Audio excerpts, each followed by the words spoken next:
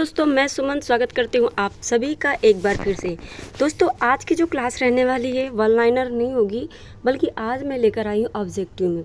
ठीक है, तो आज ऑब्जेक्टिव पर बातें करेंगे। ऑब्जेक्ट में होंगे आपके क्वेश्चन, तो एक उसमें से चूज़ करना होगा, 4 ऑप्शन होंगे। ठीक है, तो मैं उम्मीद करूँगी कि आज की जो क्लास है आपको अच्छी लगेगी।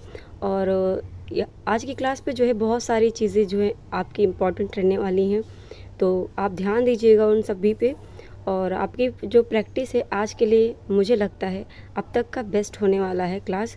और आप चैनल पर पहली बार आए तो चैनल को सब्सक्राइब कर लीजिए, बेल आइकन दबा लीजिए ताकि नोटिफिकेशन आपको सबसे पहले मिले। और अपने दोस्तों को भी शेयर कर दीजिएगा जो भी बच्चे तैयारी कर रहे हैं। ठीक है, चलिए शुरुआत करते हैं पहले क्वेश्चन से। पहला क्वेश्चन है आपका, भारतीय संविधान को कब लागू किया गया था?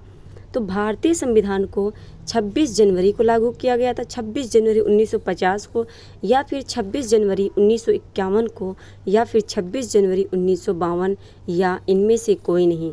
तो आपका आंसर क्या हो जाएगा? 26 जनवरी 1950 को भारतीय संविधान को लागू किया गया था। ठीक है, चलिए नेक्स्ट क्वेश्चन है आपका, 1930 में गांधी जी ने किस आंदोलन की शुरुआत की थी? सविनय अवज्ञा आंदोलन की, या फिर आपके भारत छोड़ो आंदोलन की, या स्वराज आंदोलन की, या फिर असहयोग आंदोलन की? देखिए, भारत छोड़ो आंदोलन की शुरुआत 1942 में। ठीक है, 1942 में शुरुआत हुई। और आपका असहयोग जो आंदोलन है ये 1920 में शुरुआत हुई। ठीक है, स्वराज की आई थिंक मेरे हिसाब से अभी मेरे को कन्फ्यूज़न 1929 में शुरू हुई थी। ठीक है, चलिए तो इसका आंसर क्या हो जाएगा? ऑप्शन ए, सविनय अवज्ञा आंदोलन 1930 में शुरू हुई। ठीक है, चलिए नेक्स्ट क्वेश्चन है आपका, भारत के प्रथम उपराष्ट्रपति कौन थे? तो ये आपके डॉक्टर एस राधाकृष्णन, जाकिर हुसैन, या बीबी गिरी, या इनमें से कोई नहीं। देखिए, आंसर बताने से पहले मैं एक क्वेश्चन करती हूँ कि राष्ट्रपति कौन थे? भारत के प्रथम राष्ट्रपति कौन थे? तो भारत के प्रथम राष्ट्रपति आपके, जब तक आप बताएंगे तब तक मैं आपको बता दूं कि भारत के जो प्रथम राष्ट्रपति थे वो थे डॉक्टर राजेंद्र प्रसाद, है ना, डॉक्टर राजेंद्र प्रसाद।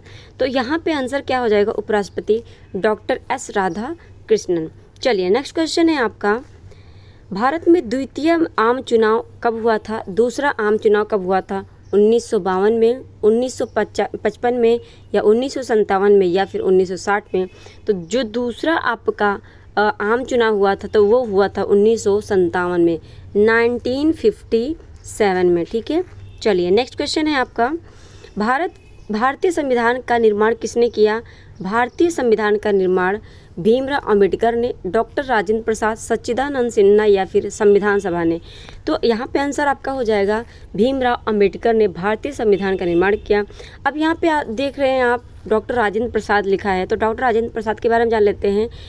भारतीय संविधान के पहले कौन, ये क्या रहे हैं? पहले राष्ट्रपति रहे हैं। ठीक है, पहले राष्ट्रपति हैं और सबसे लंबा कार्यकाल इन्हीं का था। ठीक है, और ये संविधान के स्थायी अध्यक्ष भी बने थे। स्थायी अध्यक्ष पूछा जाए संविधान के कौन थे तो यही थे। सच्चिदानंद सिन्हा संविधान के अस्थायी सदस्य थे, अस्थायी सदस्य थे। ठीक है, चलिए नेक्स्ट क्वेश्चन है आपका, मुस्लिम लीग की स्थापना कब हुई थी? तो मुस्लिम लीग की स्थापना 1905 में, 1906 में, या फिर 1907 में, या 1908 में? तो मुस्लिम लीग की स्थापना हुई थी 1906 में।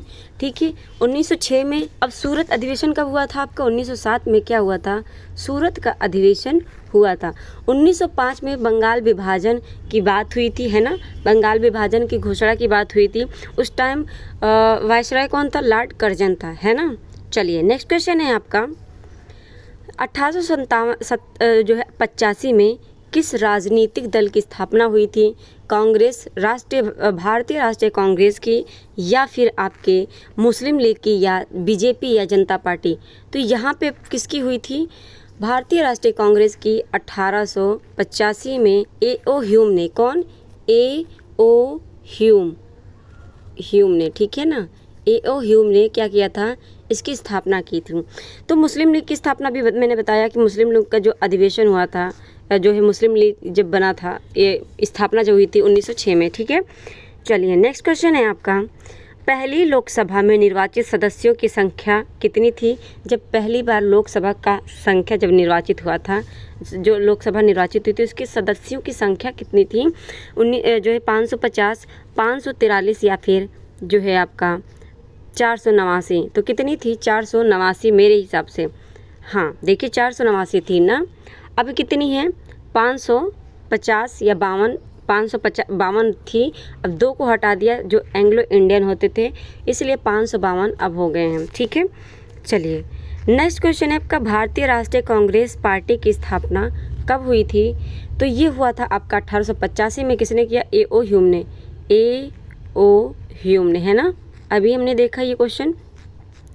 A.O. ह्यूम ने 1935 में क्या आया था बताइएगा? भारतीय क्या आया था?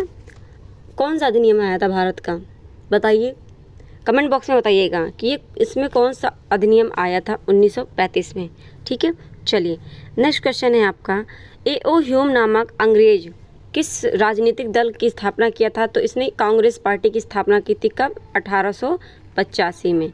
ठीक है, चलिए नेक्स्ट क्वेश्चन है आपका, समाजवादी पार्टी की स्थापना किसके नेतृत्व में किया गया? तो जयप्रकाश नारायण द्वारा, आचार्य कृपलानी द्वारा या विनोबा भावे द्वारा? तो समाजवादी पार्टी की स्थापना जयप्रकाश नारायण के द्वारा किया गया था, यानी इसके नेतृत्व में किया गया था। नेक्स्ट क्वेश्चन है आपका, पंचशील समझौता किन देशों के बीच? पंचशील समझौता किन देशों के बीच हुआ? भारत और रूस, भारत और पाकिस्तान, भारत चीन और भारत बांग्लादेश। तो ये हुआ था आपका भारत और चीन के बीच। क्या है? भारत और चीन के बीच पंचशील समझौता हुआ था। ठीक है, नेक्स्ट क्वेश्चन है आपका, गुट निरपेक्ष आंदोलन एक अंतर्राष्ट्रीय संस्था है, तो इसकी स्थापना कब हुई थी? 1961 में, 1954 में या 1950 में या फिर 1948 में? तो इसकी जो स्थापना हुई थी आपकी 1952 में, है ना, 1952 में हुई थी। ठीक है, किसकी स्थापना? जो है 1961 में किसकी स्थापना हुई थी? गुट निरपेक्ष की। ठीक है, चलिए नेक्स्ट क्वेश्चन है आपका, 1952 के आम चुनाव में भारतीय जनसंख्या जो जनसंघ है, जनसंघ को कुल कितने स्थानों पर विजय प्राप्त हुई थी? तो ये हुई थी 37, 12 या 3। तो यहाँ पे हो जाएगा आपका आंसर 3। नेक्स्ट क्वेश्चन है, एक दलीय प्रभुत्व के संबंध में कौन सही नहीं है? तो यहाँ पे सही की बात की जाएगी। विकल्प के रूप में आप देख सकते हैं कि किसी मजबूत राजनीतिक दल का अभाव होना, जनमत की अवज्ञा के चलते एक दल का प्रभुत्व, या फिर एक दलीय प्रभुत्व का संबंध राष्ट्र के औपनिवेशिक अतीत से, या आपका हो जाएगा एक दलीय प्रभुत्व से देश में लोकतांत्रिक आदर्शों के अभाव की झलक मिलती है। तो इसमें से कौन सा सही हो जाएगा? आपका फर्स्ट वाला सही हो जाएगा। फर्स्ट में आपका क्या है? विकल्प के रूप में किसी मजबूत राजनीतिक दल का अभाव होना। ठीक है, चलिए नेक्स्ट क्वेश्चन है आपका, 1959 में केरल में साम्यवादी सरकार की मुख्यमंत्री कौन थी? तो ये था AMS नबूदरीपाद या NG रंगा। इतने कठिन नाम होते हैं कि इंसान तोतला जाए। चलिए, तो इसमें आपका कौन सा हो जाएगा? गोपालन या फिर इनमें से कोई नहीं। अब देखिए जिसमें तुतलाई हूँ ना वही आंसर हो जाएगा। तो EMS नबूदरीपाद। ठीक है, तो ये क्या है? नबूदरीपाद। ठीक है, नबूदरीपाद। भैया इसको पढ़ना मेरे बस की बात नहीं है। चलिए नेक्स्ट क्वेश्चन है आपका, साम्यवादी दल की स्थापना किस वर्ष हुई? तो ये हुई थी 1924 में, 1948 में, 1951 में या 1961 में? तो साम्यवादी जो दल की स्थापना हुई थी 1900 कब हुई थी भाई? 1924 में हुई थी। ठीक है, 1924 में हुई थी। चलिए नेक्स्ट क्वेश्चन है आपका, साम्यवादी दल का मुख्य उद्देश्य रहा है, तो मुख्य उद्देश्य क्या था इसका देखते हैं। समाजवाद तथा साम्यवाद की स्थापना, गरीब मजदूरों किसानों को शोषण से मुक्ति, पूंजीवाद की समाप्ति या उपरोक्त सभी? तो यहाँ पे हो जाएगा उपरोक्त सभी। इन सभी की जो है इन सभी का उद्देश्य था। नेक्स्ट क्वेश्चन है आपका, भारतीय जनसंघ की स्थापना का मुख्य उद्देश्य थे क्या? हिंदू धर्म एवं संस्कृति की रक्षा करना, या उद्योगों का विकास करना, अंग्रेजी शिक्षा का प्रसार करना, या फिर मजदूरों और किसानों के हितों की रक्षा करना। तो भारतीय जनसंघ की स्थापना का मुख्य उद्देश्य क्या था? तो ये था आपका क्या? हिंदू धर्म और संस्कृति की रक्षा करना। नेक्स्ट क्वेश्चन है आपका, निम्नलिखित में से किस दल ने एक देश, एक संस्कृति और एक राष्ट्र के विचार पर बल दिया? तो ये दिया था कांग्रेस पार्टी ने। ठीक है। नेक्स्ट क्वेश्चन है आपका, 1997 में भारतीय जनसंघ का विलय किस पार्टी में हुआ था? 1997 में तो ये हुआ था जनता पार्टी में। ठीक है, किस में हुआ था? जनता पार्टी में। नेक्स्ट क्वेश्चन है आपका, डॉक्टर राम मनोहर लोहिया के नेतृत्व में किस पार्टी का गठन किया गया? तो ये किया गया था राम मनोहर लोहिया के नेतृत्व में प्रजा सोशलिस्ट पार्टी, संयुक्त समाजवादी जो है दल, या जनता पार्टी, या समाजवादी दल। तो ये हुआ था आपका किस में? तो हो गया था आपका संयुक्त समाजवादी दल में। ठीक है। चलिए नेक्स्ट क्वेश्चन है आपका, गांधीवादी समाजवादी की स्थापना करना इनमें से किस दल का प्रमुख उद्देश्य था? तो ये था समाजवादी, साम्यवादी, स्वतंत्र पार्टी या जनता पार्टी। तो गांधीवादी समाज की स्थापना करने का उद्देश्य किसका था? स्वतंत्र पार्टी का। नेक्स्ट क्वेश्चन है आपका, स्वतंत्र भारत की प्रथम सरकार में गृह मंत्री कौन था? तो स्वतंत्र भारत का प्रथम सरकार में गृह मंत्री आपके जगजीवन राम, सरदार वल्लभ भाई पटेल, या राजगोपालाचारी, या श्यामा प्रसाद थे। तो यहाँ पे हो जाएगा आपका डॉक्टर सरदार वल्लभ भाई, जो है डॉक्टर नहीं, सरदार वल्लभ भाई पटेल। ठीक है। चलिए नेक्स्ट क्वेश्चन है आपका, स्वतंत्रता के बाद विभिन्न रियासतों को भारतीय संघ में जोड़ने में किस भारतीय नेता का प्रमुख योगदान रहा? तो ये था आपके डॉक्टर जो है सरदार वल्लभ भाई पटेल की, डॉक्टर राजेंद्र प्रसाद की, सरोजनी नायडू की, और जो है पंडित जवाहरलाल नेहरू की। तो किसकी थी भाई? तो यहाँ पे था सरदार वल्लभ भाई पटेल की। ठीक है। चलिए नेक्स्ट क्वेश्चन है आपका,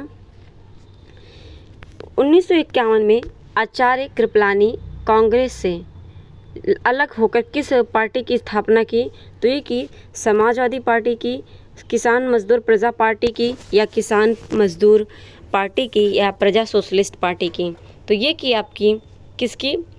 तो ये हुआ आपकी बी, किसान मजदूर प्रजा पार्टी की। नेक्स्ट क्वेश्चन है आपका, संस्थागत क्रांति दल जो है क्रांतिकारी दल किस देश का राजनीतिक दल है? तो ये है आपका भारत, संयुक्त राष्ट्र अमेरिका, चीन, या मैक्सिको। तो क्या हो जाएगा आंसर? मैक्सिको हो जाएगा। नेक्स्ट क्वेश्चन है, भारत के द्वितीय आम चुनाव में किस राज्य से कांग्रेस पार्टी को पराजित होना पड़ा और वहां साम्यवादियों की सरकार बनी? तो बिहार, मद्रास, या फिर आपका जो है क्या हो जाता है भाई, या फिर उत्तर प्रदेश हो जाएगा, या फिर आपका केरल हो जाएगा। तो यहाँ पे आंसर क्या हो जाएगा आपका? केरल। लास्ट सेकंड क्वेश्चन है आपका, 1960 का दशक कांग्रेस पार्टी के लिए खतरनाक दशक जो है माने जाने के पीछे कारण क्या था? चीनी आक्रमण, या फिर बढ़ती गरीबी और बेरोजगारी, सांप्रदायिक क्षेत्रीय विभाजन, या सभी? तो इनमें से सभी हो जाएंगे। ठीक है। चलिए लास्ट क्वेश्चन है आपका, 1986 के चुनाव में साम्यवादी दल का मुख्य कार्यक्रम थे राष्ट्रमंडल से भारत का अलग होना, या विदेशी जो है उद्योगों का राष्ट्रीयकरण करना, या पूर्ण स्वरोजगार एवं पूर्ण सामाजिक सुरक्षा। तो इनमें से क्या है? उनमें से सभी। तो इनमें से क्या आंसर होगा? देखिए आज जो है तो टाइम थोड़ा सा कम है मेरे पास, और थोड़ा सा मुझे कहीं जाना भी है, तो इसलिए मैं आज सिर्फ 30 ही क्वेश्चन करा रही हूँ, वरना डेली मैं 50 क्वेश्चन करवाती हूँ, 50 क्वेश्चन करवाती हूँ। तो आज 30 ही क्वेश्चन रहने देती हूँ। ठीक है। आई होप आप समझ सकते हैं। और जो है आज की जो क्लास है बहुत अच्छी आपके लिए है, बहुत ज़्यादा इम्पोर्टेंट है, क्योंकि आप भी क्वेश्चन देख के समझ गए होंगे कि आज की जो क्लास है यहाँ पर आपको स्किप करने वाली कोई भी क्वेश्चन नहीं है। तो मैं उम्मीद करती हूँ कि आज की जो क्लास है आपको अच्छी लगी होगी, और अगर अच्छी लग रही है और अच्छी लगी है तो प्लीज़ आपसे रिक्वेस्ट है कि चैनल को सब्सक्राइब किए बिना मत जाइएगा और अपने दोस्तों को भी शेयर कर दीजिएगा। कमेंट ज़रूर करिएगा कि कैसी लगी क्लास, इससे हमें थोड़ा सा मोटिवेशन मिलेगा। चलिए आंसर क्या है इसका, तो इसका आंसर हो जाएगा आपका डी, सभी हो जाएगा। ठीक है, चलिए तो बाकी के जो क्वेश्चन हैं कल हम उस पर जो है चर्चा करेंगे। आज हम 30 क्वेश्चन पे ही बात कर रहे हैं क्योंकि बता दिए समय के थोड़ा सा अभाव है। और आज के लिए मैं यही कहूँगी, माफ़ी चाहूँगी। तो मिलते हैं फिर कल। आज के लिए बस इतना ही, धन्यवाद।